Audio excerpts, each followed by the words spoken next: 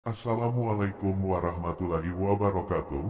Di episode kali ini, dikatakan bahwa sesungguhnya semua manusia itu banyak dalam keadaan kesasar, merasa telah ibadah banyak, namun sia-sia.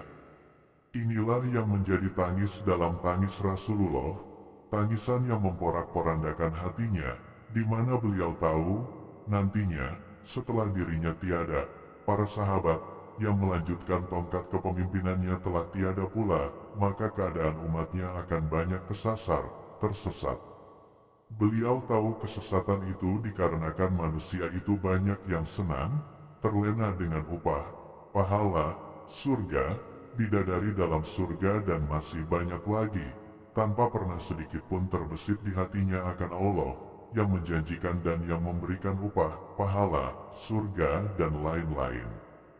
Rencana Allah yang akan memberikan semua itu, yang justru menjadi fokusnya, tanpa pernah mengetahui, dan mampu mengerjakan apa yang diinginkan Allah yang sebenar-benarnya yang diinginkan. Dengan kata lain, manusia itu kesasar dan tersesat dikarenakan, bekerja belum benar justru upah dan janji yang dibayangkan, diinginkan, dan menjadi alasannya beribadah. Alangkah miris manusia yang seperti ini. Maka, cobalah kita ini, agar hidup dengan kriteria mereka-mereka yang tak terbuai akan upah. Upah dan upah, tentu cara hidup yang dimaksud adalah peningkatan ibadah pada diri. Sekali lagi kami tegaskan, peningkatan ibadah pada diri. Maka tak berlebihan kami katakan selama ini, agar kita semua mengenal diri, agar nantinya, kita mampu meningkatkan ibadah diri tersebut, bukan ibadah ampas atau kulit saja, di mana prinsipnya, hanya sekedar menjalankan tanpa pernah mengetahui asal ibadah, rukun ibadah, hakikat ibadah, serta cara ibadah yang sesungguhnya yang Allah mau, bukan yang kita mau. Tentu saja ibadah yang Allah mau itu, sangatlah jauh berbeda dengan yang kita mau, maka teruslah menggali semuanya, agar kita benar dengan sebenar-benarnya, dapat merasakan hakikat perkataan Allah yang mengatakan, di mana kamu, di sanalah aku. Dikatakan selanjutnya bahwa, yang dikatakan insan kamil mukammal adalah, mereka yang setelah mengetahui jati diri atau diri mereka yang sesungguhnya. Insan kamil mukammal adalah manusia yang di atas Islam, bagaimana tidak, sebab orang Islam belum tentu insan, tapi mereka yang insan pasti Islam, dan tentu saja, mereka yang Islam sebenar-benarnya sudah tentu beriman, sebab Islam itu sesungguhnya adalah manusia itu sendiri, yang selamat, kemudian menyelamatkan diri, keluarga serta orang lain. Kepastian akan imannya inilah yang dikatakan insan, dan sesungguhnya iman mereka berdasarkan pengetahuan yang dalam serta luas, yang dikombinasikan dengan perilaku dan perbuatan, yang membawa mereka pada sebuah perjalanan spiritual, yang tanpa diberitahukan, dikabarkan, serta diajarkan, iman mereka bulat tanpa celah sedikitpun. Maka, tak henti-hentinya kami katakan, marilah kita semua, bersama-sama mencari, agar mampu melihat kenyataan diri kita, asal-usul diri kita yang berasal dari Allah, Nur Cahaya, Nur Muhammad, Adam Muhammad, kemudian menjadilah kita, laki-laki maupun perempuan. Lihatlah kenyataan ini, bahwa kita tak berasal dari siapa-siapa, melainkan hanya dari Allah, yang lain hanyalah sebagai syarat, ibarat kue. Sebelum jadinya kue tersebut, namanya adalah adonan, sebelum menjadi adonan, namanya adalah tepung, sebelum menjadi tepung, namanya adalah beras, sebelum menjadi beras, namanya adalah padi, sebelum menjadi padi, namanya adalah bibit padi. Dari manakah asal bibit padi tersebut? Tentu dari padi itu sendiri. Maka sesungguhnya, Allah adalah Dia, dan Dia adalah Allah. Asal Allah adalah Dia, sebab Allah adalah namanya, tentu asal nama adalah dirinya yang sesungguhnya. Dari Allah menjadi Nurullah, kemudian menjadi Nur Cahaya, kemudian menjadi Nur Muhammad, kemudian menjadi Adam Muhammad, kemudian menjadi kita semua. Itulah mengapa dikatakan, kita ini sesungguhnya berasal dari Allah langsung, namun dikarenakan kita tak mau mematuhi ajaran serta perintah Allah dan Rasul-Nya untuk belajar mengenal diri sejatinya, maka tak pernah mampu mencari kebenarannya, mencari rasanya, sehingga pantas tak menemukan kesejatian diri kita, yang hakikatnya adalah zat, sifat, asma dan afal Allah.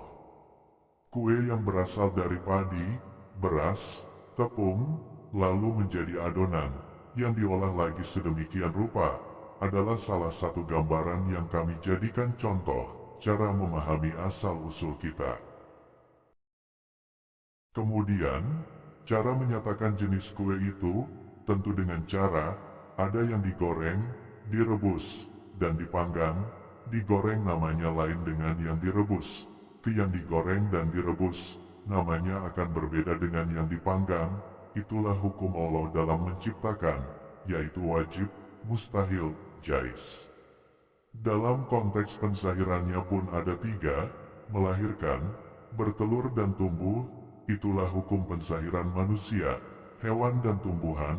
Namun sekali lagi, semuanya itu berasal dari diri Allah. Hanya saja, pada binatang dan tumbuhan, tidak sesempurna manusia. Kita ada dengan syarat ibu bapak, adalah hukum wajib atau umum. Dia ada dengan ibu saja, seperti Nabi Isa adalah hukum mustahil. Ada dengan langsung seperti halnya Adam adalah hukum jais atau hak prerogatif Allah.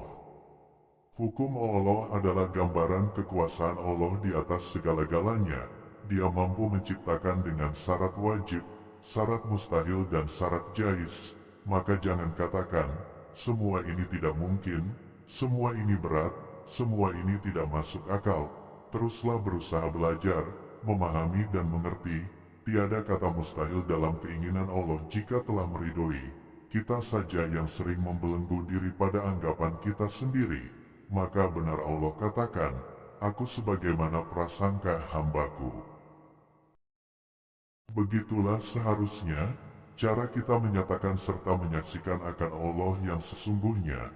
Jangan menyatakan dan menyaksikan Allah dengan permisalan Al-Quran secara syariat, sebab jika kita hanya mengambil permisalan Al-Quran secara syariat, apakah kita tahu bahwa ada Al-Quran syariat, tarekat, hakikat serta makrifat, di mana maksud dari Al-Quran syariat adalah Al-Quran yang ditulis atau dicetak oleh para sahabat di zaman Rasulullah. Al-Quran tarekat adalah isi atau maksud sesungguhnya dari Al-Quran tersebut. Al-Quran hakikat adalah kenyataan dari isi dan maksud firman Allah. Dan Al-Quran makrifat adalah diri sebenarnya diri yang berada di dalam tubuh zahir manusia itu sendiri.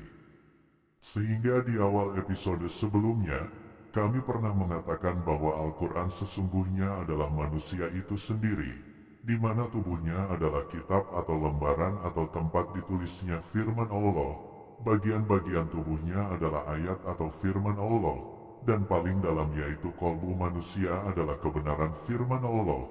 Terakhir, Al-Quran makrifat adalah bersatunya antara kitab, tulisan, firman dengan yang berfirman, dan itu hanya ada pada manusia.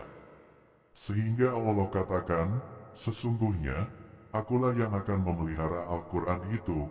Mari bayangkan bersama, kita habiskan seluruh Al-Quran yang ditulis atau dicetak mesin itu, lalu taruh di tempat yang luas, hari demi hari, bulan demi bulan, pastilah seluruh Al-Quran itu akan rusak. Jika rusak, apakah itu yang dimaksud oleh Allah yang akan menjaganya? Tentu tidak, tapi cara Allah menjaganya adalah menciptakan manusia-manusia penghafal Al-Quran, sehingga banyak manusia yang ingin memusnahkan Al-Quran, namun tak akan pernah mampu, sebab akan ada saja mereka para penghafal Al-Quran. Lebih dalam lagi, cara Allah menjaganya adalah menciptakan manusia yang memahami maksud dan firman Allah dalam Al-Quran, sehingga banyak dari mereka yang ingin memalsukan atau merubah maksud dari Al-Quran, namun tak akan pernah mampu. Lebih dalam lagi dari yang dalam tersebut, Allah ciptakan hamba-hambanya yang mampu menjalankan Al-Quran dengan sebenar-benarnya, sehingga banyak dari mereka ingin merusak atau menghilangkan Al-Quran dari dunia. namun tak pernah mampu, sebab Al-Quran itu telah dikuasai oleh mereka yang terpilih, tentu melalui perbuatan, ucapan, perilaku dan lain-lain, sebagaimana dikatakan, mereka yang mampu menjalankan Al-Quran dengan sungguh-sungguh adalah Al-Quran berjalan. Jadi sesungguhnya, bagaimana mungkin Al-Quran itu dikatakan bisa hilang dan musnah dari dunia ini, sebab Allah menjaganya, bahkan jika Al-Quran seluruhnya di dunia ini, dibakar atau dimusnahkan, sebab ada Al-Quran berjalan yang mereka lupa, yang akan kembali menghidupkan Al-Quran kepada orang lain.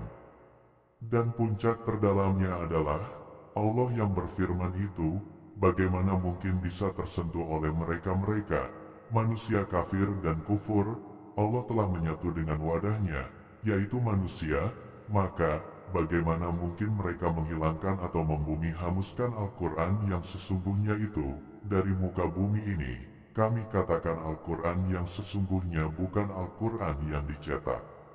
Lalu, saat hamba mampu menyatakan dengan jelas dan nyata, bahwa dirinya adalah penyatuan antara kitab, firman dan yang berfirman, maka saat itu, keadaan hamba tersebut dikatakan sebagai Al-Quran makrifat atau dialah sesungguhnya Al-Quran makrifat yang dimaksud. Maka sekali lagi, janganlah berangan-angan, berkhayal, bahwa Allah berada di aras, di langit, atau di tempat yang tinggi, tanpa mencari tahu pemaknaan sesungguhnya pada diri kita, sebab Allah katakan, segala sesuatu yang aku ciptakan di dunia dan langit sebagai dunia yang besar, sesungguhnya ada di tempat atau dunia yang kecil, maka lihatlah ke dalam diri, tanyakanlah itu semua kepada orang-orang yang faham dan mengerti kesemuanya, bukan sekedar bisa membaca ayat-ayat saja tanpa memahami sedalam-dalamnya maksud, tujuan dan maknanya, sebagaimana dikatakan dalam Al-Quran, Allah Maha Tinggi, Allah Maha Besar. Apakah kita akan mengartikan tinggi itu bahwa Allah lebih tinggi dari gunung, tingginya menjulang sampai langit, dan lain-lain? Sesungguhnya, Allah Maha Besar dan Maha Tinggi adalah Allah ingin berkata, kebesaranku dan ketinggianku sesungguhnya ada dan nyata pada diri manusia. Kebesaran rahasianya dan ketinggian rahasianya itulah yang kita harus cari. Setelah mengetahuinya, maka taulah kita bahwa kita bersama bahkan lebih dekat dari urat leher dengan rahasia Allah. Dan rahasia Allah itulah yang sesungguhnya yang tinggi dan besar, sebagaimana kalimat Allah dalam sebuah ayat, bumi dan langit beserta isinya tak sanggup atas kebesaranku dan ketinggianku, melainkan manusialah yang mampu. Dan ayat ini diperkuat dengan ayat lain yang mengatakan, kolbu mukmin adalah rumahku. Bayangkan saja, bagaimana besarnya kolbu manusia yang Allah gambarkan sebagai tempatnya, bahkan rumahnya. Namun sayang, besarnya saja tapi kita isi rumah Allah dengan selain Allah. Kita isi dengan barang berupa harta, tahta dan cinta akan suatu hal yang tak pantas kita cintai. Lalu, implementasinya, setelah manusia itu menemukan kebesaran dan ketinggian rahasia Allah yang ada pada dirinya adalah, di dalam setiap detik kehidupannya dan setiap hembusan nafasnya, akan tetap mengingat, merasakan serta menyatakan, lalu mengakui, meninggikan serta membesarkan rahasia itu sendiri tanpa putus, sebagaimana nafasnya yang tak pernah putus, walaupun dalam tidur bahkan lelapnya. Dan itulah maksud kita diciptakan, tidak lain tidak bukan, agar mampu menyatakan, merasakan serta mengakui akan sesungguhnya Allah dengan kebesaran dan ketinggiannya yang memang maha segalanya tanpa sangkalan. Kita memang tidak menyangkal, juga tidak membenarkan dengan sebenar-benarnya. Itu dikarenakan kita tak memiliki pengetahuan akan kenyataan Allah bersama kita. Dan sekali lagi itu disebabkan kita tak pernah berani dan mau melangkah menuju kalimat, siapa yang mengenal diri, sama dengan mengenal Tuhannya. Alhamdulillah, di episode kali ini, hanya ini yang dapat kami katakan, jelaskan dan gambarkan. Kami memohon maaf atas segala kesalahan, kekeliruan serta kekurangan kami dalam menjelaskan perihal pembahasan kita di episode kali ini. Semoga Allah mengampuni kami, dan semoga kita dapat mengambil hikmah serta pembelajaran dari episode kali ini. Akhir kata, Assalamualaikum warahmatullahi wabarakatuh.